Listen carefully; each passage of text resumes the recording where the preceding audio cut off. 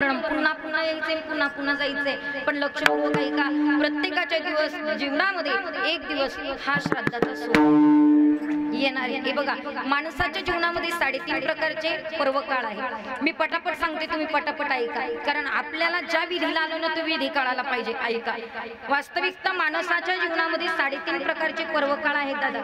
3 पर्वकाळ येतात किंवा येत नाही, पण एक पर्वकाळ माणसाच्या आयुष्यामध्ये 100% येणार। मी एक एक सांगते, तुम्ही लक्षपूर्वक ऐका। मी काही प्रश्न तुम्हाला विचारील, त्या प्रश्नाचं उत्तर तुम्हाला आलं तर मला कळेल की माझे कीर्तन तुम्हाला कळालं, आणि प्रश्नाचं उत्तर तुम्ही दिलं नाही तर मी समजेल की व्यर्थ बडबड माझी चालू आहे। म्हणून ऐका, मानवी जीवनामध्ये पहिला पर्वकाळ एकूण 12 वर्षांनी येत असतो, आणि 12 वर्षांनी येणारा पर्वकाळ तुम्हाला सगळ्यांना माहिती आहे ना? सर्वांना माहिती आहे 12 वर्षांनी येणारा पर्वकाळ। त्याचं नाव काय? बोला बोला, घाबरू नका। कुंभमेळा, अगदी बरोबर, सिंहस्थ पर्वणी। ऐका, तसं आपण सगळे भाग्यवानच आहे। तुम्ही जरी नगर जिल्ह्यात असले, अहिल्यानगर जिल्ह्यात असले, आणि आम्ही जरी नाशिक जिल्ह्यात असलो तरी 2 जिल्ह्यांमध्ये काही जास्त अंतर नाही। तुम्ही फक्त बाउंड्रीवर आहेत महाराज, पण महाराज नाशिक जिल्ह्यात देवानं काहीच कमी केलं नाही। लक्षपूर्वक ऐका, का बरं? कुंभमेळा तिथं भरतो की नाही? वास्तविकता वारकरी संप्रदायाचं उगमस्थान नाशिक जिल्ह्याचे दादा, कारण आद्यपीठ विश्वगुरु निवृत्तीनाथांची समाधी नाशिक जिल्ह्यामध्ये। फार भाग्यवान आहेत आपण। ऐका, निवृत्तीनाथ असेल दादा, आळंदीला गेला तर फक्त ज्ञानोबारायचं दर्शन होतं, देहूला गेला तर तुकोबारायचं दर्शन होतं, पैठणला गेला तर नाथांचं दर्शन होतं, मुक्ताईनगरला गेला तर फक्त मुक्ताई सेवांचं दर्शन होतं। पण सगळ्या संत मांदी यायचं, सर्व तीर्थांचं दर्शन घ्यायचं असेल आणि जायला जमत नसेल तर तुम्ही फक्त निवृत्तीनाथांच्या समाधीचं दर्शन घ्या, कारण सगळे तीर्थ माझ्या निवृत्ती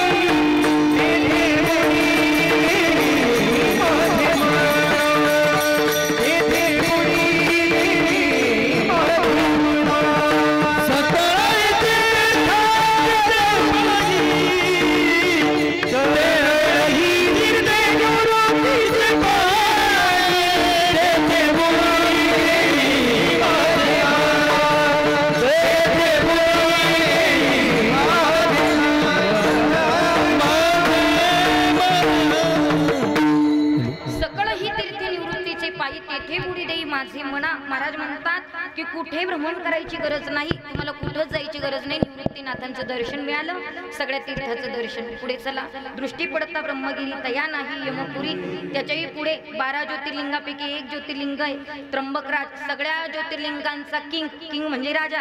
राजा जर कुणी असेल तर त्र्यंबक राजा आहे। पण ऐका, पहिल्यांदा ब्रह्मगिरी पाहावी लागते, नंतर निवृत्तीनाथांचं दर्शन घ्यावं लागतं, आणि नंतर त्र्यंबक राजाचं दर्शन घेतलं तरच फळ मिळतं, अन्यथा मिळत नाही। पुढे चला, महाराष्ट्रामध्ये अनेक गाव आहे दादा, सगळ्या गावांमध्ये मारुतीरायाचं मंदिर आहे, पण त्या मारुतीरायाचं जन्मस्थान अंजनेरी। आपण फार भाग्यवान आहे, आपल्याला सगळं जवळ मिळालं, म्हणून अंजनेरी पर्वत मिळाला। सर्व तीर्थ टाकीद आहेत, कावनई सारखं तीर्थक्षेत्र आहे। 3.5 शक्तिपीठापैकी आद्य शक्तिपीठ महाराज वणी सप्तशृंगीगड आम्हाला मिळाला, खूप भाग्यवान आहोत। याच्याही पुढे चला, पंचवटी सारखं तीर्थ आपल्याला मिळालं, केवढं मोठं भाग्य आपलं, केवढं मोठं भाग्य। तरी काही लोक म्हणतात ताई 4 धाम फिरून आलो, पण अजून पंचवटीच पाहिली, मरायच्या आधी एकदा जाऊन, कारण जवळच्याची किंमत लवकर कळत नाही दादा। म्हणून ऐका लक्षपूर्वक, जवळचे कलाकार, जवळचे कीर्तनकार, जवळचे वादक, जवळचे गाय, लवकर किंमत कळत नाही। आम्हाला लांबच्या डोक्यावर घ्यायला आवडतं, पण जवळच्याच आवडत नाही। पण असू द्या, मी काही जास्त बोलत नाही। पण ऐका, काय झालंय महाराज, आता काय आपल्याला 50-50 हजाराचे बाबा आवडायला लागले, 40-40 हजाराचे बाबा आवडायला लागले, पण परिसरात आवडत नाही। जाऊ द्या, मला सांगायचं एवढंच आहे, आपण फक्त भेदभाव करायचा। आम्हाला बाईचं कीर्तन चालत नाही, आम्हाला माणसाचंच चालतं। अरे विचार करण्यासारखी गोष्ट आहे, बाईचं का चालत नाही? यारी यारी लहान थोर याती भलती नारी नर, सकळांशी येथे आहे आधी। काहीतरी पुरावा असला पाहिजे की नाही? जणी म्हणे ज्ञानदेवा बोला अभंग, जनाबाईंना ज्ञानोबरायला उपदेश करावा, तुम्ही अभंग बोला, तुम्ही खुशाल म्हणतात बाईचं कीर्तन चालत नाही। नारी से पैदा हुए विश्वनाथ हनुमान,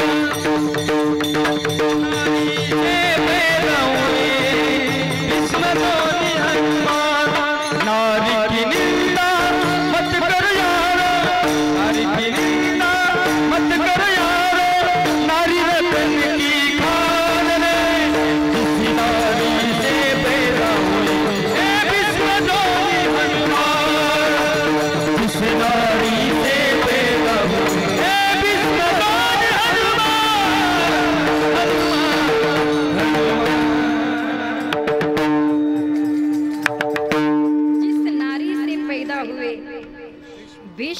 द्रोण हनुमान नारी की निंदा मत करो यारो नारी रतन की खान.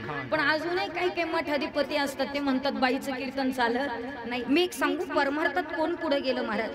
जी माणसं आकारावरच अडकली ते परमार्थात पुढे गेले नाही. माणसाने आकाराकडे न पाहता आत्मरंगाकडे पाहिलं की परमार्थातलं उच्चांक. म्हणून या नारदाच्या गादीवर बाई उभी आहे हे पाहण्यापेक्षा तिच्यात आपली आई पहा, जीवनातला द्वेष निघून.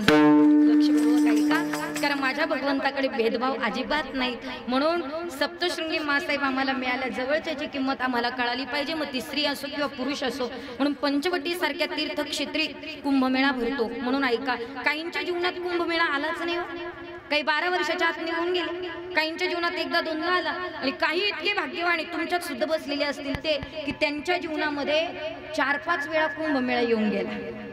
बरोबर की नाही? घरी गेले की आरशात पाहिजे ना आपल्या जीवनात किती वेळा कुंभमेळा येऊन गेला. नीट लक्षपूर्वक, कुंभमेळा यायला अर्थ नाही, आंघोळीला गेलो का त्याला अर्थ नाही. म्हणून ऐका, पहिला पर्वकाळ 12 वर्षांनी येतो, त्याचं नाव दादा सिंहस्थ पर्वणी. तुम्ही लक्ष ठेवत चला, मी सांगत चालते बरं का. काही प्रश्न विचारले की उत्तर जमलं पाहिजे. दुसरा पर्वकाळ माणसाच्या आयुष्यामध्ये येत असतो तो 60 वर्षांनी. 60 वर्षांनी येणारा पर्वकाळ, त्या पर्वकाळाचं नाव आहे कपिला षष्ठी. काय? कपिला षष्ठी. काहींच्या जीवनात येत नाही बरं का, काहींच्या जीवनात एकदा येते दादा, आणि काही भाग्यवान असतात त्यांच्या जीवनामध्ये दोनदा येते, दोनदा.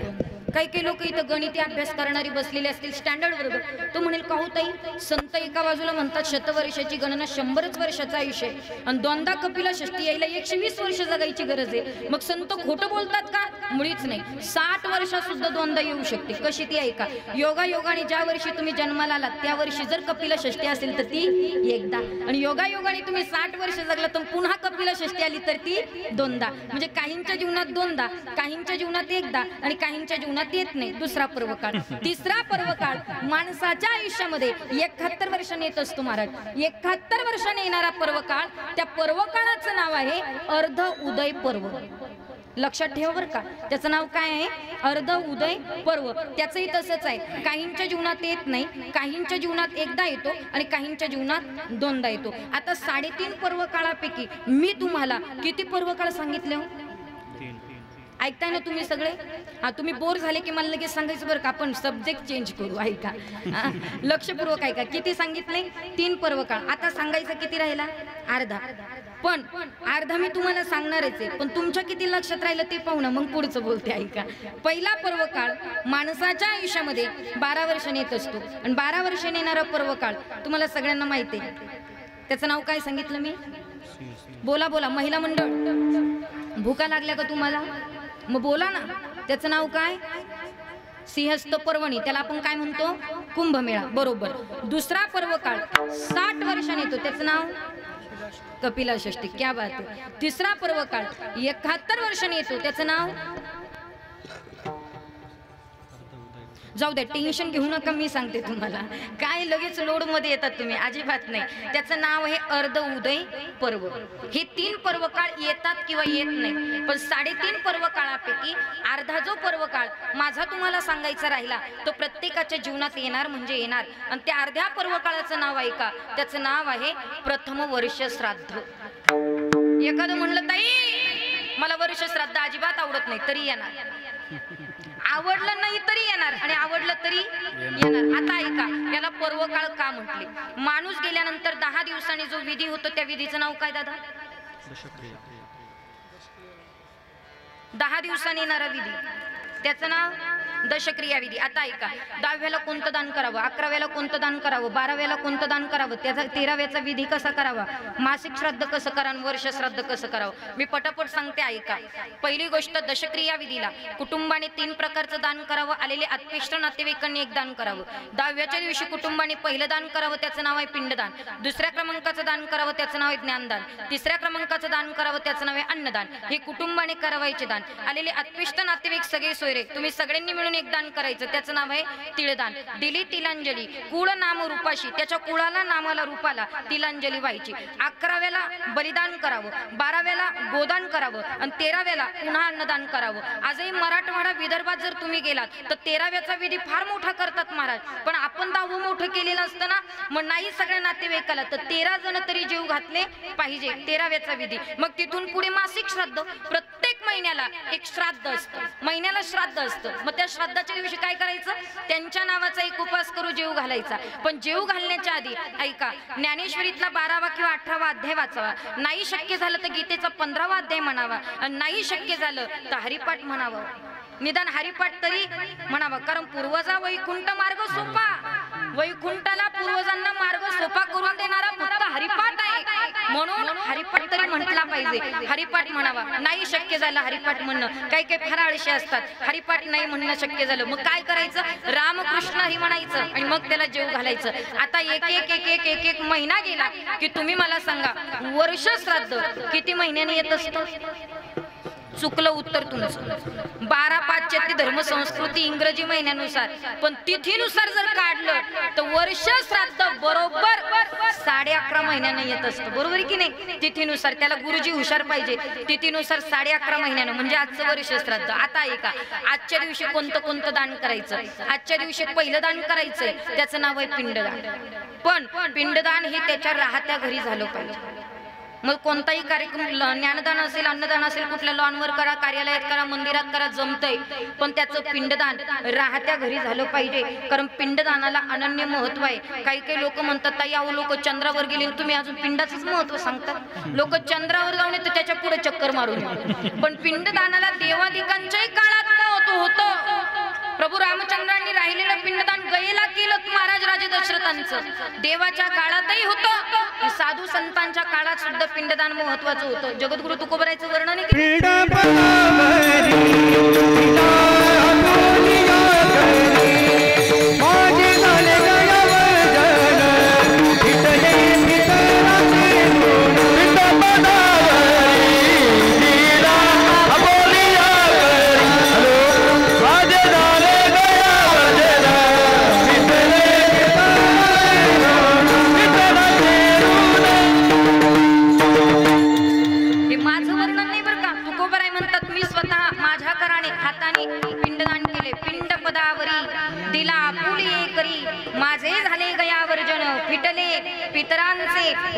पितरांचं ऋण फेडायचं असेल तर पहिलं दान काय करावं लागेल, पिंडदान. पिंडदान जर व्यवस्थित झालं नाही तर पितृदोष मागे लागत असतो. आणि पितृदोष मागे लागलाय हे कुणा पंडिताला विचारायची गरज नाही, कुणा ब्राह्मणाला विचारायची. आम्ही सुद्धा ओळखू शकतो महाराज. आम्ही म्हणजे आम्ही नाही बरं का, तुम्ही स्वतः सुद्धा ओळखू शकता. तुमच्या मागे पितृदोष लागलाय की नाही कसं ओळखायचं, साधी गोष्ट सांगते का. मध्यरात्री तुम्हाला अचानक तहान लागत असेल 2 ते 4च्या दरम्यान, तर समजायचं तुमचे पित्र तहानलेले आहेत. 2 ते 4च्या दरम्यान तुम्ही जेवण करून सुद्धा भूक लागत असेल तर समजायचं तुमचे पित्र उपाशी आहे. आणि 2 वाजता जाग येते पण पहाटे 4 वाजेपर्यंत झोपच येत नाही तर 100% समजायचं तुमच्या मागे काय लागलाय, पितृदोष लागलेला आहे. आता काही काही बाई इथं बसले बसले मला शिव्या देतील, बरं चाललं होतं बाईनं कशाला कटकट घालून काय मागे. ऐका, माझा काही तसा हेतू नाही, पण कुणालाही विचारायच्या पेक्षा तुम्हाला सुद्धा ओळखू येतो कसा पितृदोष लागलाय. ऐका, पण आता पितृदोष लागला, पण पितृदोष लागलाय हे आम्हाला कळून चुकलं. मग तो पितृदोष जाण्याकरता काय करावं लागेल महाराज, एक लक्षात ठेवा, काही करायची गरज नाही, उपाय सांगते तेवढा करा. मी स्वतः अनुभवलंय म्हणून मी तुम्हाला सांगते. लक्षात ठेवता आलं तर 100% ठेवा. उजव्या हाताच्या तळ हातावर एक अख्खा तांदळाचा दाणा घ्यायचा, त्याची कणी पडलेली नसावी, तो तुटलेला नसावा. अख्खा दाणा उजव्या हाताच्या तळ हाताच्या मध्यस्थानी ठेवायचा. जे आरोतनं, ज्या माठातनं, ज्या हंड्यातनं दररोज तुम्ही पाणी पितात तिथं जायचं, महादेवाचं स्मरण करायचं, पितरांचं स्मरण करायचं, म्हणजे पितरांना आठवायचं गेलेल्या माणसांना. आणि मग तो दाणा घेऊन घरामध्ये पिंड असेल तर ठीक, किंवा इतर ठिकाणी मंदिर असेल महादेवाचं तर त्या पिंडीवर असा तो दाणा अर्पण करायचा. आणि 8 वेळेला स्वदा असा मंत्र म्हणायचा. कसाही पितृदोष असो 100% जाणार, पण पितृदोषच लागू नये याच्याकरता पहिलं दान केलं, त्याचं नाव आहे पिंडदान. दुसऱ्या क्रमांकाचं दान केलं पाहिजे, त्याचं त्याचं नाव आहे ज्ञानदान. कथा कीर्तन प्रवचन हे 100% वर्ष श्राद्धाच्या दिवशी ठेवलंच पाहिजे. माझं ठेवावं म्हणून मी सांगत नाही, कोणाचंही ठेवा, पण ठेवलं पाहिजे दादा. का ठेवावं? आता जर इथं कीर्तन प्रवचन नसतं तर लोक येऊन डायरेक्ट जेवायला बसले असते, पण 12:15 ते 12:30 पर्यंत नैवेद्याची वेळ असते आणि आपण आल्या आल्या जेवायला बसलो तर तो नैवेद्य तिथपर्यंत पोहोचत नाही. म्हणून निदान तिथं कीर्तन असावं, ज्ञानदान असावं, कारण तो आत्मा आपल्यात विलीन आहे. ज्या ज्या प्रकारचं दान करतोय त्या त्या प्रकारचं दान त्याला पोहोचतंय, म्हणून ज्ञानदान. आणि 3ऱ्या क्रमांकाचं दान करावं, त्याचं नाव आहे अन्नदान. ते कुटुंबाने मन मोकळ्याने करावं आणि आलेले सर्व आत्मिष्ट नातेवाईकांनी ते मन मोकळ्यानं खाल्लं पाहिजे. बरीच लोक वर्ष श्राद्धाला येतात आणि ते म्हणतात ताई आम्हाला वर्ष श्राद्धाचं चालत नाही. काही काही लोक म्हणतात मी खाल्लं का मग डोकं दुखतं. कुठलं डोकं दुखतं, कसलं डोकं दुखतं महाराज? माझ्याकडे पुरावा सांगते का, नवनाथ ग्रंथ व्यवस्थित वाचा. नवनाथांना जर सगळ्यात जास्त काही आवडलं असेल तर ते श्राद्धाचे वडे आवडले होते. मग नवनाथांना जर श्राद्धाचे वडे आवडले तर तुम्ही आम्ही देवापेक्षा वेगळे आहोत का? देवाने जर खाल्ले तर आपण खायला काय हरकत आहे? तरी लोक म्हणतात मला चालत नाही. आणि लक्षात ठेवा, तुम्ही जर दुसऱ्याच्या वर्ष श्राद्धाचं खाल्लं नाही तर तुमच्या वर्ष श्राद्धाचं कोण खाईल? का मरणार नाही तुम्ही? मरणार आहे ना? खरं बोलतात एवढं तरी बरं आहे. ऐका, मरणार आहोत म्हणून श्राद्धाचं आम्ही खायला काही हरकत नाही. अन्न हे पूर्ण ब्रह्म आहेत महाराज. तुळशीचं पान टाका आणि खुशाल खा, काही होत नाही, कुठल्याही प्रकारचा दोष लागत नाही. हे 3 प्रकारचं दान आजच्या दिवशी कुटुंबाने करावं. पण नीट लक्षात ठेवा, तुम्ही आजच्या दिवशी फक्त दान करायचं, पण कोणाचंही दान स्वीकारायचं नाही, अजिबात नाही महाराज. कोणी टॉवेल टोप्या आणल्या असेल तर अजिबात घ्यायच्या नाही. कोणी साडी पातळ आणली असेल तर अजिबात घ्यायची. आपलं असं चाललंय, श्राद्ध करीती पितरांचे उसने फेडीती लोकांचे. एकमेकाचं उसनं फेडता फेडता चाललंय आणि आपण काय फार नाही महाराज. याची टोपी याच्या डोक्यात, त्याची टोपी त्याच्या डोक्यात, अख्ख्या टोप्याच घातल्या तुम्ही, दुसरं काही केलं. आणि मला असं वाटतं कुठंतरी हे बंद करणं आज काळाची गरज आहे दादा. जा जरा मारवाडी समाजाकडे पहा, मला गुजराती समाजाकडे पहा, ब्राह्मण समाजाकडे पहा. जे ब्राह्मण आपलं लग्न लावायला येतात त्या ब्राह्मणाचं कधीतरी एखादं लग्न अटेंड केलं पाहिजे, 100% केलं पाहिजे महाराज. का? कारण ब्राह्मणाच्या लग्नामध्ये 50च्या वरती एक माणूस सुद्धा तुम्हाला दिसणार आणि आपला आवडीचा खर्च चाललाय, कुठंतरी टाळलं पाहिजे. हाही विषय इथं बोलायचा नाही, पण मला बोलावं वाटतंय महाराज. कारण तुम्ही काही कीर्तनात भेटलच असे नाही, फक्त वारकरीच तिथं भेटतात. मग तुम्ही आता सगळे आलेत ना, व्यवस्थित ऐका. आपला आवडव्य खर्च कुठेतरी टाळला पाहिजे. किती खर्च चाललाय विचार करण्यासारखी गोष्ट आहे. तुम्ही सगळी ज्येष्ठ श्रेष्ठ माणसं या ठिकाणी बसले. मला खरं सांगायचं, पहिलं नवरदेव नवरीला मेहंदी लागत नव्हती का? लावायची की नाही? आता मेहंदीची रसम नवीन निघाली.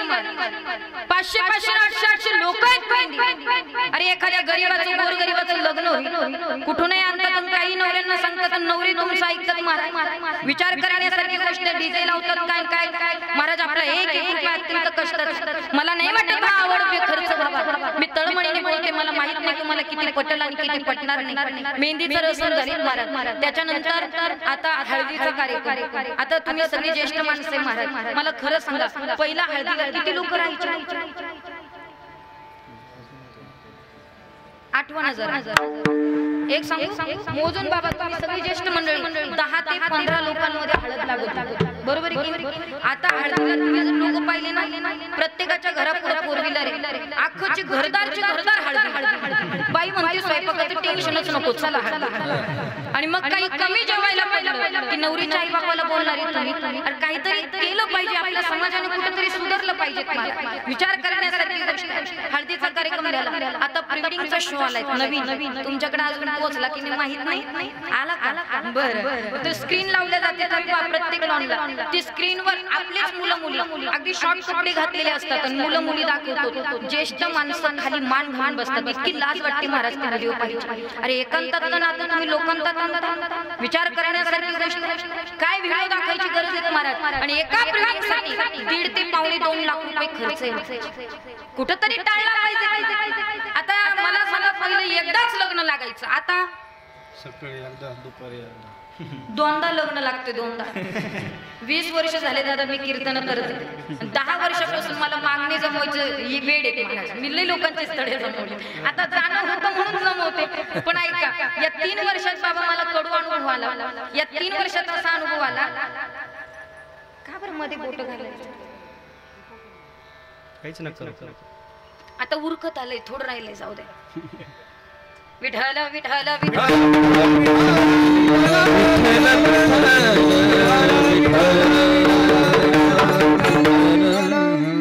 कुठवर आलो होतो आपण? वा वा वा, बाबांना आठवलं बा, जाऊ दे. पहिलं एकदाच, आता दोनदा लग्न लागतं. मला 3 वर्षात कडू अनुभव आला, इथपर्यंत आली होती मी. या 3 वर्षामध्ये जेवढ्यांची दोनदा लग्न झाले त्यांच्या फारकती लवकर आहे दादा. हा, तुम्हाला माझं खोटं वाटेल, फारकतीचं प्रमाण वाढलं, कारण एकही लग्न मुहूर्तावर लागत नाही.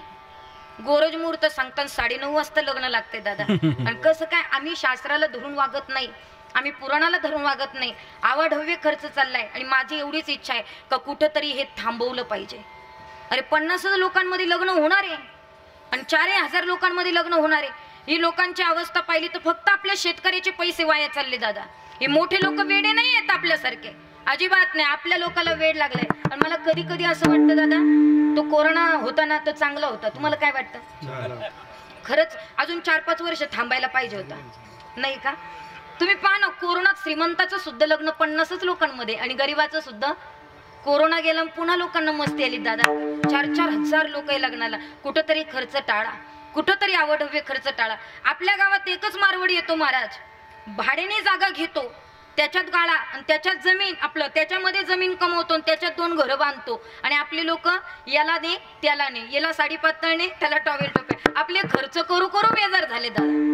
आणि म्हणून मला असं वाटतं हे कुठंतरी टाळलं पाहिजे, कुठंतरी थांबवलं पाहिजे. अजिबात टॉवेल टोपे घेऊ नका आणि तुम्ही सुद्धा देऊ नका. काही काही माया मला विचारतात, ताई टॉवेल टोपे नाही द्यायचे, मग काय द्यायचे? हे लक्षात ठेवा, रिकाम्या हाताने यायचं नाही. टॉवेल टोप्या नका आणू, पण टॉवेल टोपीची जेवढी किंमत आहे, मग 100 रुपये असेल, 200 रुपये असेल, त्या माऊलीच्या नावाने इथं जमा करा. आपण ते सगळे पैसे एकत्र करू आणि त्याची एक पावती विश्वगुरु निवृत्तीनाथांसाठी फाडू. अजिबात काही करायची गरज नाही, काही कुठं द्यायची गरज नाही. आणि म्हणून मला असं वाटतं बंद केलं पाहिजे. पण कुटुंब मला विचारेल, ताई आम्ही पिंडदान व्यवस्थित केलं, ज्ञानदान केलं, अन्नदान केलं, आम्हाला काय मिळेल? तुका म्हणे पितृ आशीर्वाद देते, कल्याण इच्छिती तया कुळा. तुम्हाला आशीर्वाद मिळाल्याशिवाय राहणार नाही. मग आता हे सगळं दान केलं, पण याला पर्वकाळ का म्हटलं? ऐका, का बरं याला पर्वकाळ म्हटलं वर्ष श्राद्धाला? कारण आजच्या दिवशी तो परमात्मा त्या आत्म्याला विचारतो, तुला कुठं जायचं? स्वर्गात जायचं की नरकात जायचं? आणि प्रत्येकाला वाटतं मला काय पाहिजे? भामट्याला सुद्धा वाटतं स्वर्ग पाहिजे आणि चोरट्याला सुद्धा काय वाटतं? ते म्हणलं स्वर्गात जायचं. देव म्हटलं, आई गळ्यात माळ घातली का? कपाळाला गंध लावला का? पंढरपूरला कधी गेला का? त्र्यंबकला गेला का? कधी सप्त्याला वर्गणी दिली का? कधी संत भोजन घरी घातलं का? कधी लोकांना मदत केली का? ते म्हणलं, देवा याच्यातलं काही जमलं नाही, पण कोटीचा बंगला बांधला, लाखो रुपयाची गाडी घेतली, 5 पकवानाचं जेवण करतो. देव म्हटलं, किती कोटीचा बंगला बांधला, किती गाड्या घेतल्या, याच्याशी कर्तव्य नाही. मी तुला आठवलं नाही, 100% तू नरकात जाणार. पण तोच म्हणला, देवा बंगला बांधता आला नाही, गाडी घेता आला नाही, गळ्यात माळ घातली, कपाळाला गंध लावला, पंढरपूरची वारी केली, त्र्यंबकीची वारी केली, जीवनामध्ये परमार्थ सोडून दुसरं काही केलं नाही. देव म्हणला, 100% तुझी जागा स्वर्गात आहे. पण ऐका ना, देव आपल्याला गेल्यानंतर वर्ष श्राद्धाच्या दिवशी प्रश्न विचारतो, तू जिवंतपणी काय केलं? पण संतांचे आपल्यावर इतके उपकार आहे की संत जिवंतपणीच विचारतात, इथे येऊन तुला विठ्ठल आठवला का? हे महाराज अभंगाचे. येथे येऊन केले काय?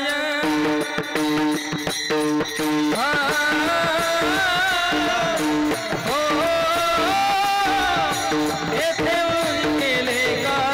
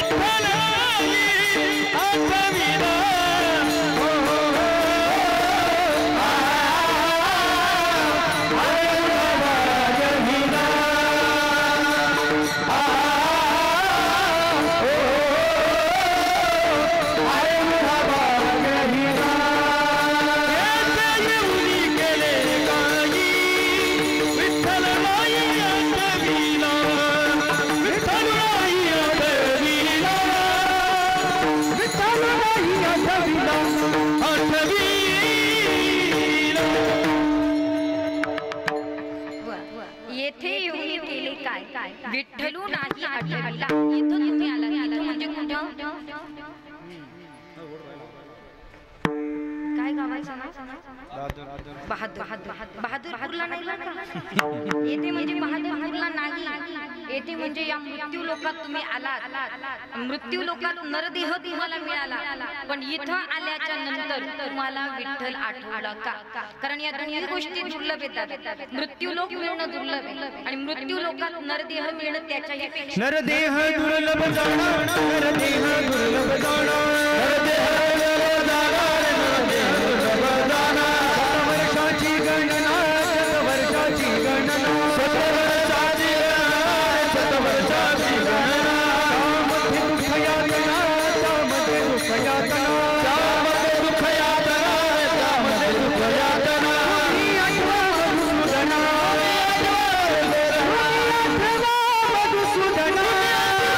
मधुसूदना,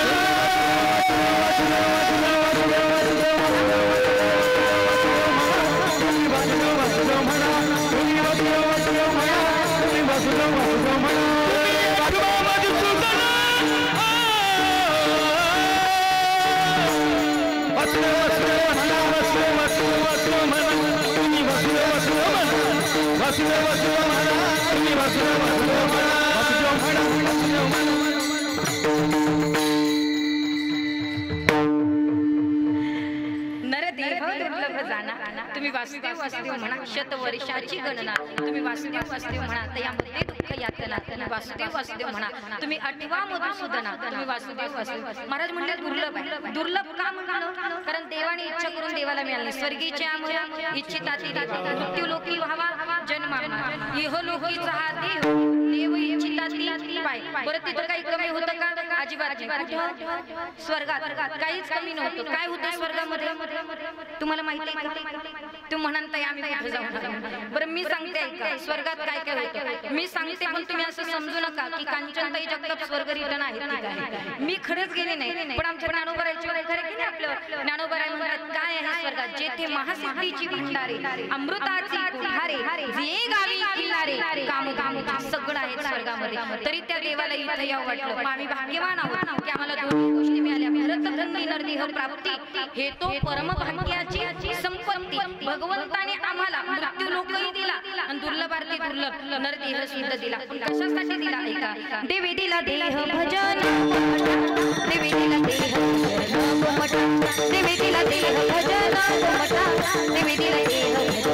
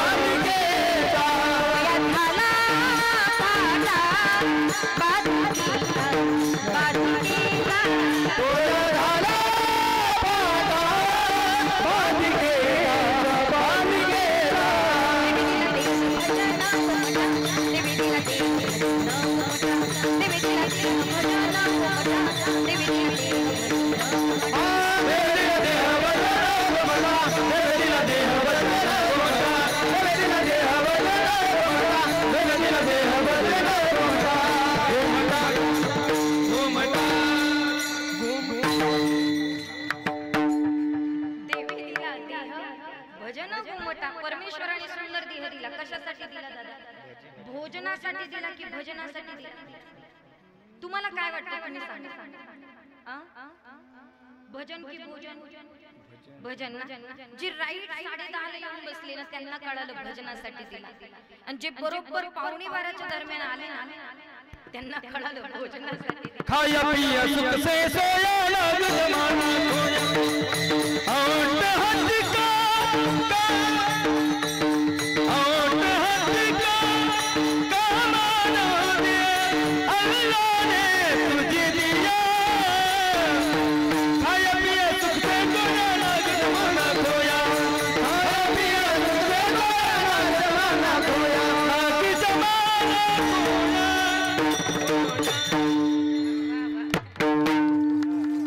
खाया पिया सुखसे सोया नाग जमाना महाराज म्हणतात काही आले खाल्लं पिल्लं झोपले एवढंच केलं दुसरं काही केलं नाही हो पण खरं सांगू का त्याने भजनासाठी दिला आणि ते आनंदाने केलं पाहिजे मग कोणतंही करा पण आनंदाने केलं पाहिजे काय करावं महाराज जेव्हा जाग येईल ना तेव्हा भजन करा जागा भजनासाठी जागा काय भजन करायचं आहे का अरे राधे राधे हो राधे राधे राधे राधे हो राधे राधे राधे राधे राधे हो राधे राधे राधे राधे हो राधे राधे राधे राधे हो राधे राधे राधे राधे राधे राधे श्याम मिलाती राधे राधे राधे राधे श्याम मिलाती राधे राधे राधे श्याम मिलाती राधे राधे राधे राधे श्याम मिलाती राधे राधे राधे राधे श्याम मिला दे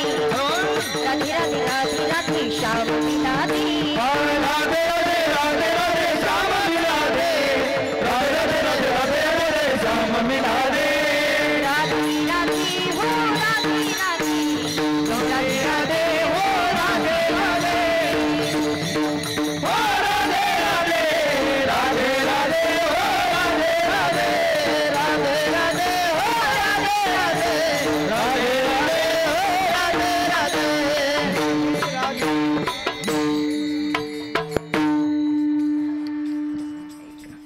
भगवंताचं भजन करणं फार गरजेचं आहे काही लोकांनी प्रश्न विचारला ताई निळोबारांनी इथं विठोबा शब्द का वापरला बाकीचे देव का आठवले नसेल कारण बाकीच्या देवांना काहीतरी द्यावं लागतं की नाही काहींना कोंबडं न्यावं लागतं काहींना बकरू न्यावं लागतं पण आमचा विठोबा तसा नाहीये महाराज शुद्ध भावाचा भुकेला हाची दुष्काळ तयाला एक गाऊ आम्ही विठोबाचे नाम अनेकाचे काम नाही आता बाकीच्यांचं काम नाही एकच आमचा विठोबा आणि म्हणून निळोबाराय म्हणतात इथं तुम्हाला मृत्यूलोक मिळाला नरदेही मिळाला पण इथं आल्याच्या नंतर तुम्हाला विठोबा आठवला का विठ्ठल आठवला का हा प्रश्न तुम्ही घरी गेला की स्वतःच्या मनाला करा आणि समजा निळोबाराय म्हणतात तुम्हाला देव आठवलाच नाही तर तुम्ही भाग्यहीन आहात कारण तुमचं मोहामध्ये पतन झालंय हे महाराज अभंगाच्या दुसऱ्या चरणात अहरे मुडा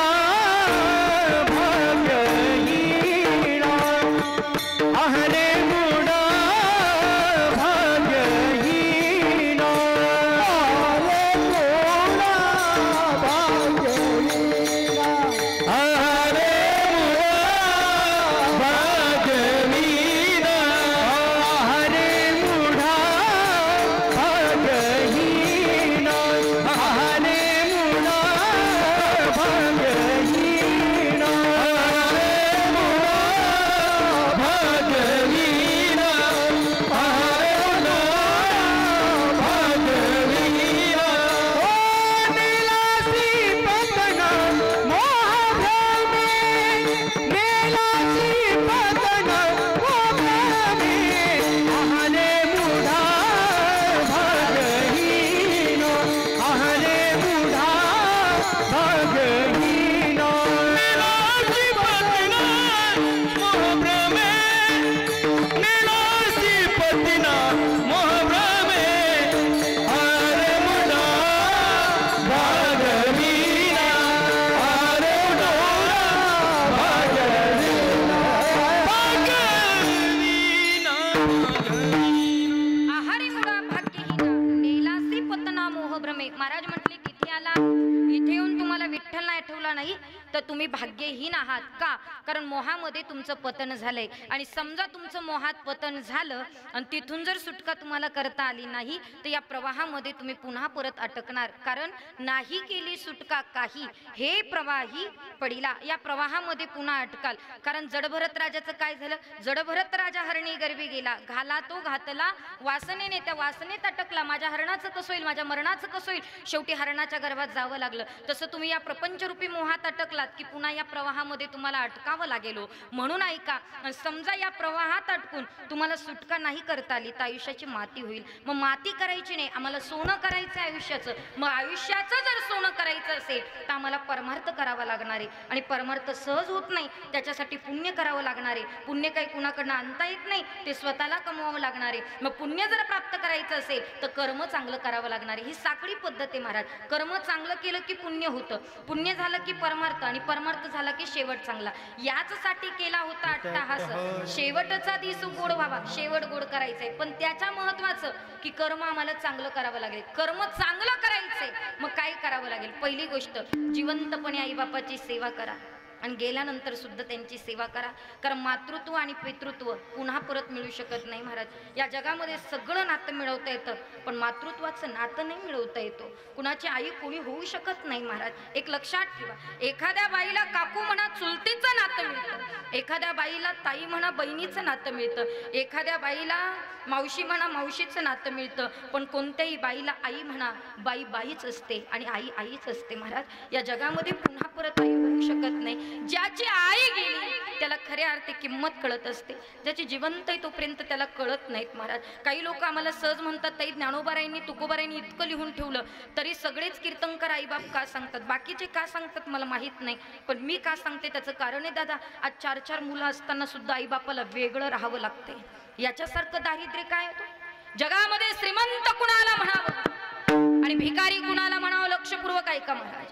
या जगामध्ये श्रीमंत तुम्ही कुणाला म्हणतात मला माहित नाही, पण माझ्या दृष्टीने बघाल तर या जगामध्ये श्रीमंत कोण आणि भिकारी कोण ऐका. ज्याच्याकडे कोटी रुपयाचा बंगला आहे, लाखो रुपयाची गाडी आहे, 5 पक्वान्नाचं जेवण आहे, पण जिवंत असून सुद्धा आईबाप त्याच्या घरात नाही, त्याच्यासारखा भिकारी या जगात दुसरा कोणी नाही दादा. श्रीमंत कुणाला म्हणायचं आहे का? ज्याच्याकडे कुडाचं झोपडं असू द्या महाराज, जमिनीत काही पिकत नाही, पिकलं तर भाव नाही, अशी त्याची परिस्थिती आहे, पण मरेपर्यंत परिस्थिती किती नाजूक असू द्या पण आईबाप मरेपर्यंत व्यवस्थित सांभाळतो.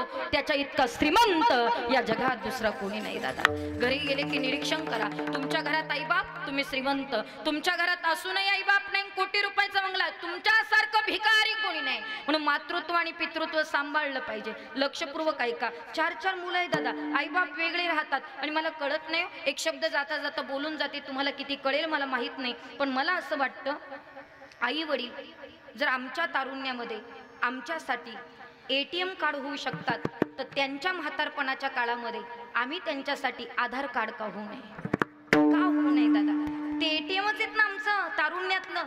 अरे शूज मागा, सॉक्स मागा, नोकरी लागायचे कधी पैसे मागा, आमच्यासाठी कधी हात पुढेच महाराज. ते आई बापाचं ATMच आहे. काही मागितलं तरी देणार, किती कष्ट करायला लागू द्या तरी माझं पोरग नोकरी लागावं म्हणून प्रयत्न करणारे आई बाप.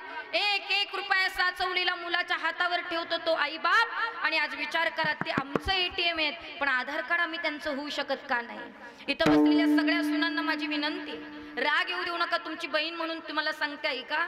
तुम्ही माहेरी गेलात की म्हणतात भाऊजाईला माझ्या आईबापाने खूप कष्ट केले, त्यांना नीट सांभाळ. माहेरी म्हणतात ना तुम्ही. माझी विनंती, मला असं वाटतं दादा, महाराष्ट्रातल्या तमाम सुनांनी जर सासू सासरे व्यवस्थित सांभाळले तर महाराष्ट्राला वृद्धाश्रमाची गरज पडणार नाही.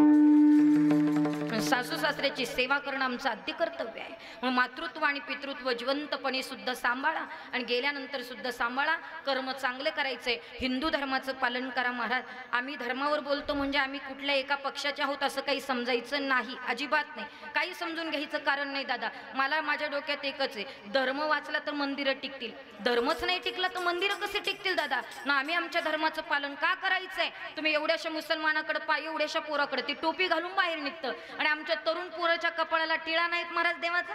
अरे टिळा लावला पाहिजे, हातात मुलींनी बांगड्या घातल्या पाहिजे, कपाळाला गंध लावला पाहिजे, कानात काहीतरी, हातात काहीतरी, पायात काहीतरी घातलं पाहिजे. ही आमची हिंदू धर्म संस्कृती आहे. आम्ही आमच्या संस्कृतीचं पालन केलं पाहिजे. धर्माचं पालन करा, कर्म चांगलं करायचंय, मुलांवर चांगले सुसंस्कार करा, संस्कृतीची जोपासना करा, गळ्यामध्ये शुद्ध तुळशीची माळ घाला, कपाळाला गंध लावा. आणि असं जर केलं तर आयुष्याचं सोनं होईल. पण इथं आलात, धर्माचं पालन नाही, विठ्ठल आठवलं नाही, मोहात पतन झालं, प्रवाहात तुम्ही गुंतलात तर आयुष्याची माती होईल. हे महाराज अभंगाच्या लावूनी हाती केली माती आदेश केली माती केली केली माती आमिष केली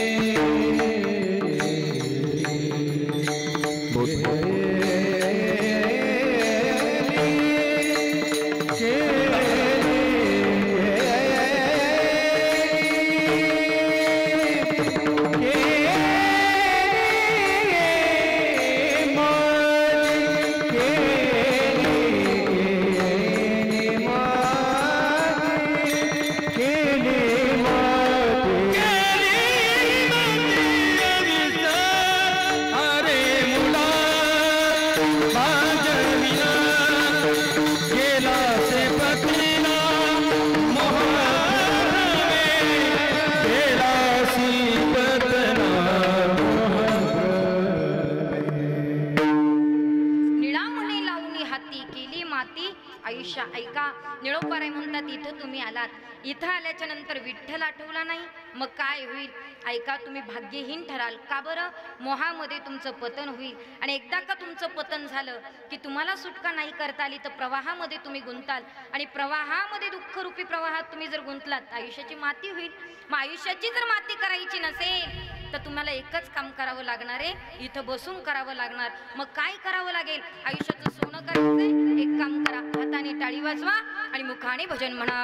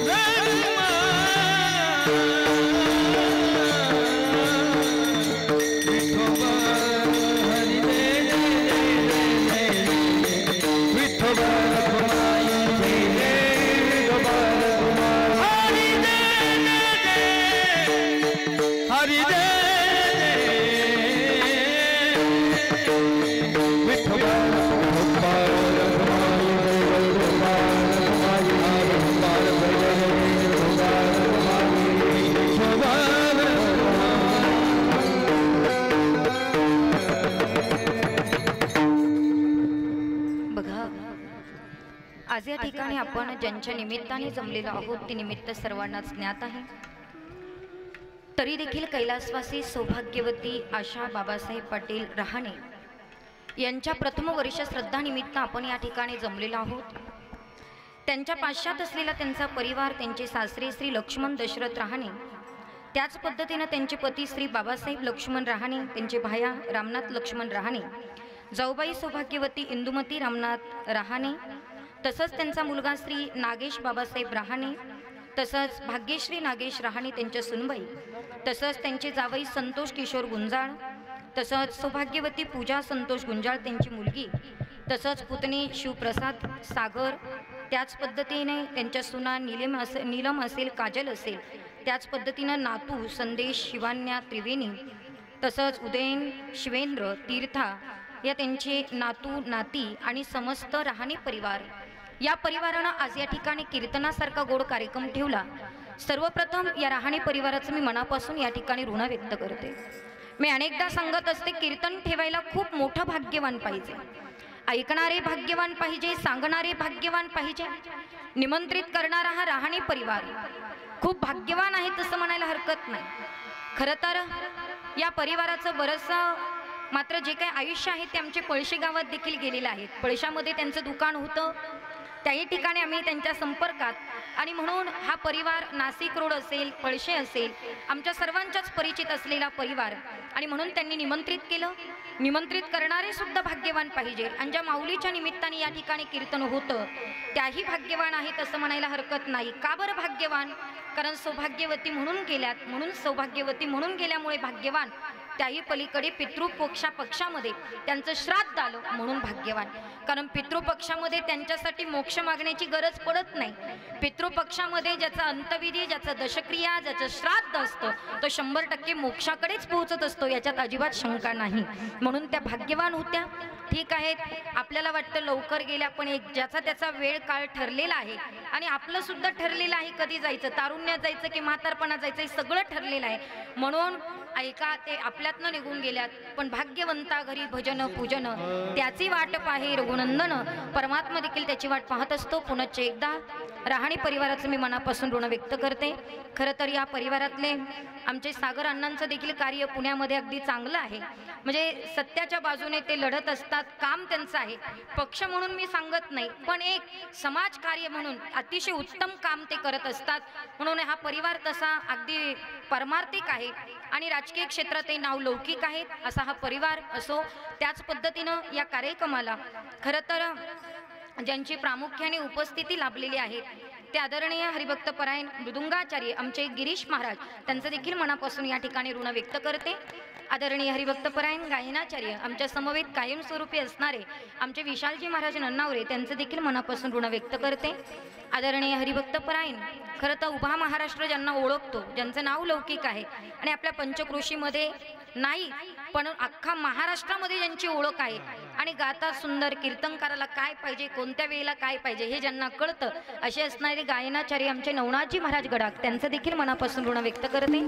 आदरणीय हरिभक्त परायण आमचे गायनाचार्य संदीपजी महाराज, आपलंही मनापासून ऋण व्यक्त करते। खरं तर या परिवाराचे व्याही असणारे आदरणीय हरिभक्त परायण भाऊसाहेब महाराज, त्यांचं देखील मनापासून ऋण व्यक्त करते। सगळे टाळकरी गुणीजन आपण या गावातलेच आहात, आपल्या सर्वांचंच मनापासून ऋण व्यक्त करते। विनेकरी दादा आपलंही ऋण व्यक्त करते, तुळशीवाल्या ताई आपलंही ऋण व्यक्त करते। खरं तर दादांसाठी एकदा जोरदार टाळी वाजवा, खूप गोड नाचतात, त्यांच्याकडे बघून नरेंद्र भाऊ असं वाटतंय जणू काही तुकोबारायच पाठीमागे उभे आहेत, इतका गोडवा ज्यांच्या चेहऱ्याकडे बघितल्यानंतर निर्माण होतो, त्यांचंही मनापासून ऋण व्यक्त करते। हार्मोनियम वादक आदरणीय हरिभक्त परायण रंगनाथ महाराज, आपलंही मनापासून ऋण व्यक्त करते। चोपदार अतिशय छान आहेत, म्हणजे मला त्यांनी जपून आणलं, आता जपून नेतील अशी मी अपेक्षा करते, त्यांचंही मनापासून ऋण व्यक्त करते। साऊंड सिस्टीम ठीक आहेत, हरकत नाही, तुका म्हणे कसं जसं होईल तसं, ठीक आहेत, हरकत नाही, त्यांचं देखील मनापासून ऋण व्यक्त करते। गेली 2 तासापासून दादा आपण शूटिंग करतात, आपला चॅनेल प्रसिद्ध आहे, नवे सगळेजण पाहतात, 2 लाख लोक बघतायत दररोज त्यांच्या चॅनेलला, असे असणारे काय चॅनेलचं नाव काय, कैवल्याचा जिव्हाळा असो, त्यांचंही मनापासून ऋण व्यक्त करते। सगळ्यांनी बघा, आपला हा कार्यक्रम बघा अशी मी आपल्या सर्वांना विनंती करते, तुमचं मनापासून ऋण व्यक्त करते। आदरणीय हरिभक्त परायण मला वाटतं महाराजजी कवडे महाराज, वा वा, आदरणीय आमचे कवडे बाबा, हां क्या बात आहे, वा वा वा. 3 पिढ्या आहेत, त्यांच्याकरता एकदा जोरदार टाळी वाजवा. काहींची एक पिढी घडत नाही आजोबा, पण तुम्ही ह्या 3ही पिढ्या परमार्थात आणल्यात आणि आपण त्र्यंबकमध्ये राहतात. खरं तर त्र्यंबक राजाच्या कुशीत आपण राहतात, निवृत्तीनाथांच्या कुशीत राहतात, हे तुमचंही भाग्य आहेत. आज तुम्ही कीर्तनाला आलात, त्या राहणे परिवाराकरता आपल्या तिघांचंही मनापासून या ठिकाणी ऋण व्यक्त करते. आदरणीय हरिभक्त परायण आमचे गव्हाणे महाराज, तिघही भाऊ या ठिकाणी उपस्थित आहात, आपलं मनापासून या ठिकाणी ऋण व्यक्त करते. खरं तर हे क्षेत्र अत्यंत पवित्र आहेत. बाबाजींची ज्वलंत संजीवन समाधी आहेत आणि समाधीच्या स्थळी आपण सर्वजण राहतात. बाबाजींचे आशीर्वाद आपल्या सर्वांवर कायमस्वरूपी असणार आहे. पण इथून मागेही आत्ताही आपण सेवा करतात, इथून पुढेही बाबाजींची सेवा आपल्या हातून घडावीत अशी बाबाजींच्या चरणी प्रार्थना करते. असो, आपल्या सर्वांचंच मनापासून या ठिकाणी ऋण व्यक्त करते. कुणाचा नामोल्लेख करण्याचा राहून गेला असेल तर क्षमा मागते, कारण मीही नवीनच आहे. तुमच्या गावामध्ये पहिल्यांदाच कीर्तन आहेत, मला सगळ्यांचेच नावं माहीत आहे असं नाही. आदरणीय हरिभक्तपरायण माझे पतिदेव सतीश महाराज जगताप या ठिकाणी उपस्थित आहेत. त्यांच्याच सहकार्यामुळे हे सगळं चालू आहे. त्यांचंही मनापासून ऋण व्यक्त करते. आपल्या सर्वांना विनंती आहे, ज्यांना 2 हात आहेत त्यांनी 2 हात वरती करायचे, ज्यांना आहे त्यांनीच वरती करा. उभे असलेले सगळ्यांनी वरती करायचे. हां, मला इथून दिसतंय कोणी वरती केले कोणी नाही. आदरणीय, खरं तर आमच्या गुंजाळवाडीमध्ये भव्य दिव्य नियोजन असतं आणि आदर्श सरपंच म्हणून ज्यांचं नाव मोठं लौकिक आहे असे आमचे नरेंद्र भाऊ या ठिकाणी उपस्थित आहेत. त्यांचंही मनापासून ऋण व्यक्त करते. सरपंच कसा असावा, मी तर म्हणते पंचक्रोशीतल्या सगळ्यांनी त्यांच्याकडे शिकवणी लावायला पाहिजे, क्लासेस लावायला पाहिजे. इतके गोड, म्हणजे परमार्थिकच आहे म्हणून त्यांचं मनापासून ऋण व्यक्त करते. चुकून माझ्याकडनं नाव राहून गेलं होतं. असो, सर्वांनी हात ताट वरती करायचे. वा वा, सर्वांनी विश्वगुरु निवृत्तीनाथांचं गोड भजन करायचंय बरं का. ऐका,